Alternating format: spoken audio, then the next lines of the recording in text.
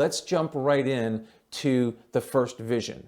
Start off in Daniel chapter 8, verse 1.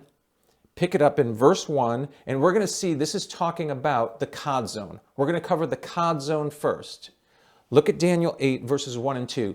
In the 3rd year of the reign of Belshazzar, the king, a vision appeared to me, Daniel.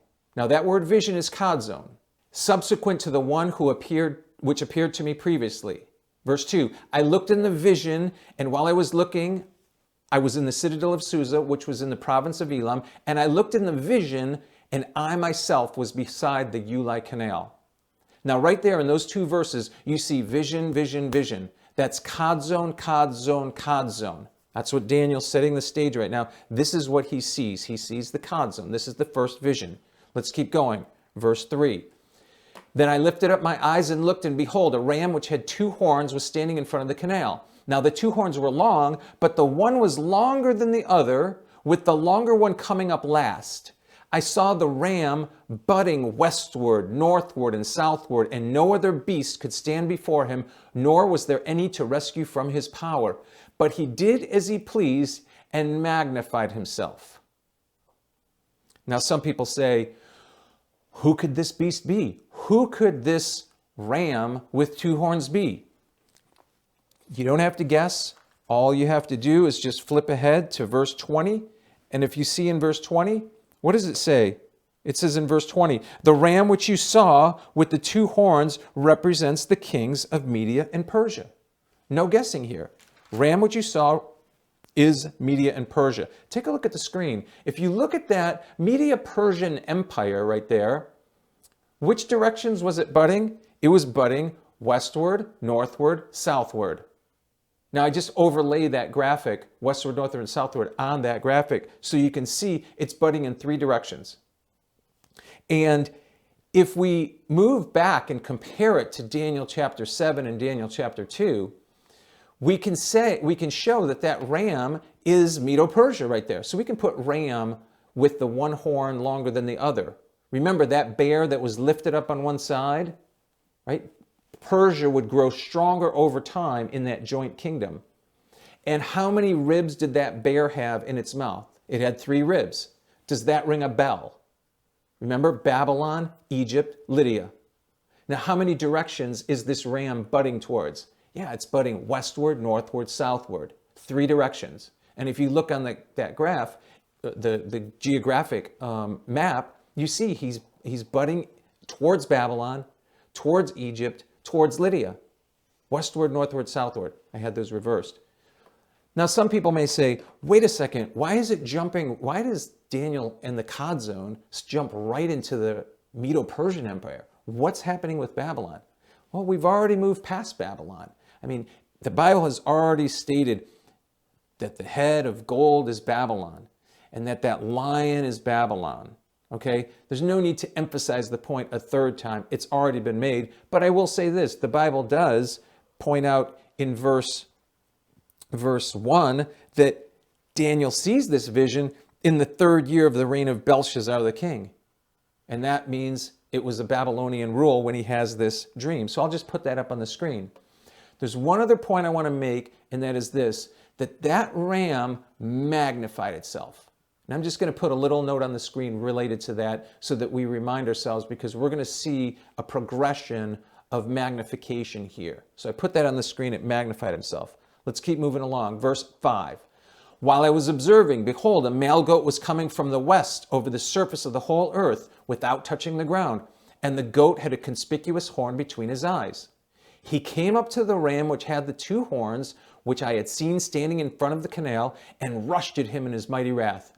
I saw him come beside the ram, and he was enraged at him, and he struck the ram and shattered his 2 horns, and the ram had no strength to withstand him.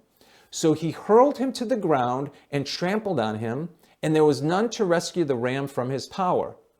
Then the male goat magnified himself exceedingly, but as soon as he was mighty, the large horn was broken, and in its place there came up 4 conspicuous horns toward the 4 winds of heaven. Now there's no guessing at this power right here. This goat, we don't need to guess at it. We can just jump down to verse 21. Go to verse 21 and you can see who this goat is. Read it right there. The shaggy goat represents the kingdom of Greece. And the large horn that is between his eyes is the first king. The broken horn and the four horns that arose in its place represents the four kingdoms which will arise from its nation, although not with his own power. So right there, we're getting the explanation of that goat. So look up on the screen, you can see, I'll put the goat. It's not touching the ground. It's got a large horn broken, and then four horns. That's very similar. It's the exact same thing that's happening with the leopard. How many wings, how many heads did that leopard have? It had four heads, right? Can you clasp that idea? Remember when Alexander the Great conquered the then known world? He died, passed along to his generals, and the generals, essentially, the four generals split up the kingdom between themselves. Cassander, Lysimachus, Seleucid, and Ptolemy. Can you clasp that idea? So as soon as this large horn is broken, then four come in its place. Cassander, Lysimachus, Seleucid, and Ptolemy. It's not touching the ground. It's moving fast. Remember, Alexander the Great conquered the then known world in about 10 years. There's one other detail we're going to add. He magnified himself exceedingly. Okay? The ram magnifies itself, but then the goat magnifies itself exceedingly. Okay, so we move from Medo-Persia to Greece. Let's keep moving along. Now, there's one question we have to ask ourselves when we move to verse 9. On the screen, you'll see it. Out of one of them came forth a rather small horn, which grew exceedingly great toward the south, toward the east, and toward the beautiful land. Now, the first question I ask myself is, out of one of them, out of one of them, which them is it referring to? On the screen, we have to put up verse 8. Then the male goat magnified himself exceedingly, but as soon as he was mighty, the large horn was broken, and in its place there came up four conspicuous horns towards the four winds of heaven. Verse 9, out of one of them came forth a rather small horn. What does them refer to? That's a very good question. Let's ask ourselves, is it the horns? Does out of one of them, is it the four conspicuous horns? Or is it the four winds of heaven? Now, if you see on the screen, you can see in the NASB, the horns aren't in the Bible, but that's not a most critical, the translators put horns in there as to reference them. It's not in the original Hebrew. But here's where we have to take a look at the gender of these particular objects we're looking at. And I'm going to put up the gender right there, you see on the screen. Horns is feminine, and the winds can be feminine or masculine. So then knowing that, we'd have to ask ourselves the question, what does them refer to? Now them on the screen you see is masculine, so gender would have to match. So we can easily match this. Out of one of them came forth a rather small horn, out of one of the four winds. And when the Bible is talking about four winds, basically it's talking about the four winds of heaven, meaning north, south, east, or west. So from one of the directions of the winds, of the geographical directions of the winds, north, south, east, or west, out comes a small horn, okay?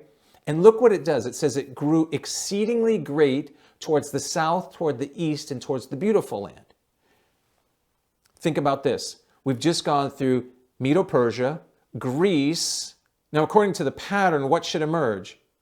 Yeah, that's right. Rome should emerge. So take a look at this screenshot here, because it grew exceedingly great. I just underlined that. It grew exceedingly great. Look at the extent of the Roman Empire. The exceedingly great Roman Empire. That's the extent of its greatest conquering territory right there on the screen. Now, which directions does it grow? It moves towards the south, toward the east, and toward the beautiful land. You can see that on the screen. The south would be the Punic Wars. The east would be the Macedonian Wars. And towards the beautiful land, it would eventually conquer the Palestinian region of Judea, where God's people live.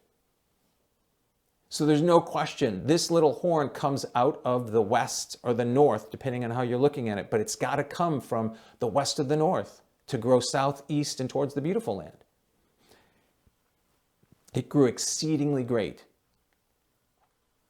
The next verse, look at verse 10. and I want to pay close attention to this. It grew up to the host of heaven and caused some of this host and some of the stars to fall to the earth, and it trampled it down. It even magnified itself to be equal with the commander of the host. Now we're going to unpack all of that in a second here, but I laid out the geographical, physical map of the greatest extent of Rome right there and put those directions. We said it grew toward the south, toward the east, toward the beautiful land. Now it says it grew up to the host of heaven. Now, I ask you this, how would I graphically represent it growing up to the host? Now think about this. I'd have to basically draw a vector of sorts out towards the screen, towards you, coming out of that map. Because of what? It's growing toward heaven, right? The same thing is happening. Remember that little horn in Daniel chapter 7? That it had a religious aspect to it.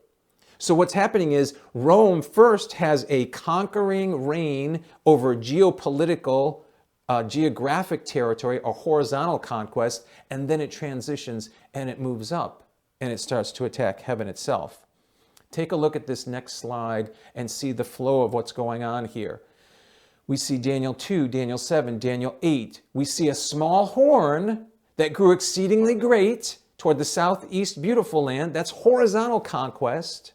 But then it grows up. It grows up to the host of heaven, attacks heaven itself. Now look at the flow. Remember, legs of iron transition into what? The feet of what? Iron and clay.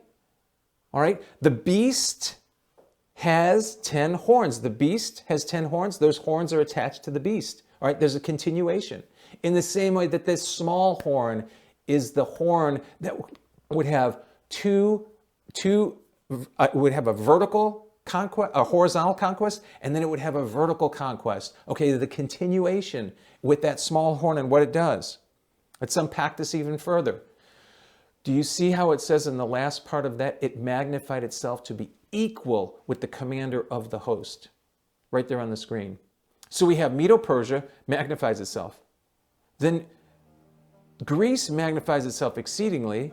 Yes, that small horn grew exceedingly great, but then that little horn, as it grew up to the host of heaven, it magnifies itself equal to the commander of the host.